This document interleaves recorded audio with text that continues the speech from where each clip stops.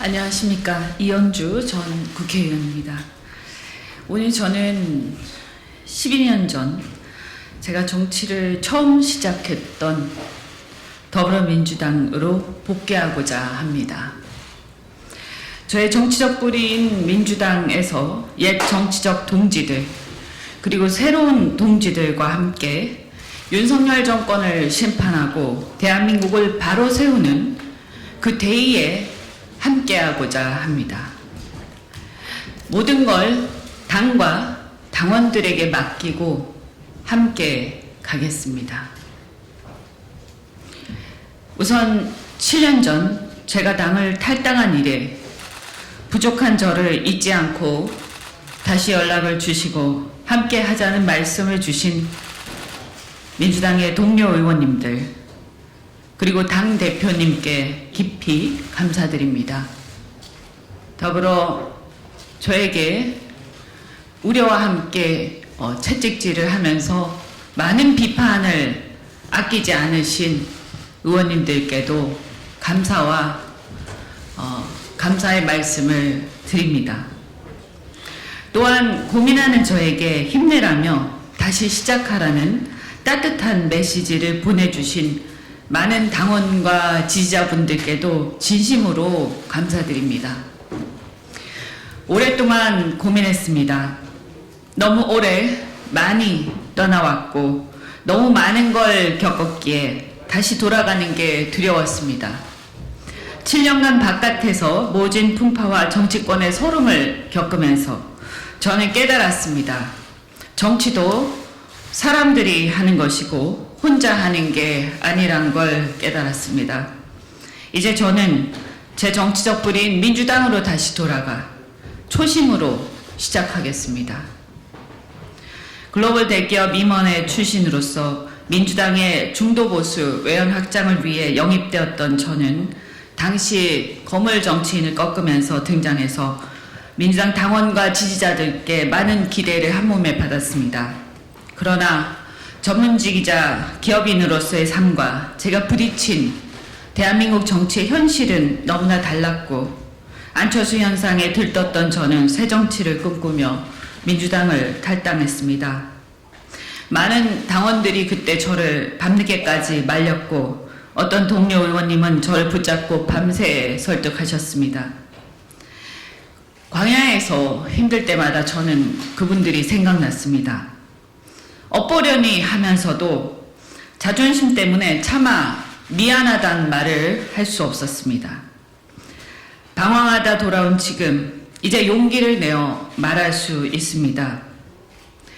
제 생각이 짧았습니다. 절 기대하고 사랑해준 당원과 지지자들, 동료 의원들께 항상 미안합니다. 정치인 이현주는 나 홀로 잘나서 만들어진 게 아니라 당원과 지지자 여러분의 지지와 애정이 쌓여서 만들어진 것이었습니다. 앞으로는 더욱 성숙한 정치인으로 성장해 갈 테니 믿고 지켜봐 주시기를 부탁드립니다. 정치는 공공선 실현을 위한 일이라고 생각합니다. 제가 양당 모두 깊숙이 경험을 해보니 그래도 민주당의 부족하나마 공공선에 대한 의지, 인간에 대한 도리가 최소한 있었습니다. 물론 민주당은 때론 이상에 치우쳐 나쁜 결과를 초래하기도 하고 조급증이나 근본주의에 빠져서 이를 망치기도 하고 그래서 많은 분들이 실망하기도 할 겁니다. 하지만 그 선한 의지조차 없다면 저는 고쳤을 수도 없다고 생각합니다. 그래서 선한 의지가 있느냐 없느냐가 저는 매우 중요하다고 생각합니다. 그러니 저는 앞으로 민주당이 선한 의지만이 아니라 선한 결과까지 만들어낼 수 있는 유능한 정당이 대한민국의 유능한 정당이 될 수 있도록 제 부족한 힘이나마 보태는 것이 도리라고 생각합니다. 저는 대한민국의 시대적 과제가 상명하복의 권위주의를 청산하는 것이라고 생각합니다. 상명하복이야말로 공직자와 정치권을 국민을 위한 본연의 역할보다 권력의 줄서기에 집중하게 하는 우리 사회의 고질병입니다. 이태원 참사도, 잼버리 실패도, 엑스포 대망신도, 오송 지하차도 참사도, 그리고 해병대 박정훈 대령 항명죄 입건도, 이 모두가 진실에 침묵하고 눈치로 일관하는 상명하복의 권위주의 문화 때문이라고 저는 생각합니다. 화물연대, 건설노조, 사교육, 최근의 의사증언 사태까지 이 모든 사회적 갈등이 불거질 때마다 지금의 윤석열 정권은 상대를 악마화하면서 때려잡기로 일관하지 그 문제를 해결할 생각은 별로 없어 보입니다. 문제가 해결되긴커녕 공포와 갈등은 수면 아래에서 더 심해지고 있고 언젠가는 더 크게 터질 수밖에 없습니다. 우린 지금이 문제가 아니라 대한민국의 미래가 더 문제입니다.